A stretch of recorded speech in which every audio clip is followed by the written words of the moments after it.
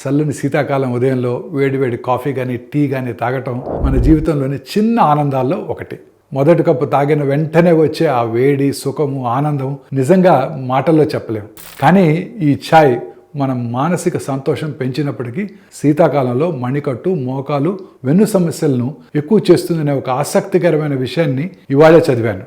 దీని గురించి ఇవాళ మనం తెలుసుకుందాం. ఎందుకు అంటే శీతాకాలంలో చల్లదనం వల్ల రక్త ప్రవాహం తగ్గిపోతుంది. అందువల్ల మన కండరాలు, కీళ్లు కఠినంగా ఉంటాయి.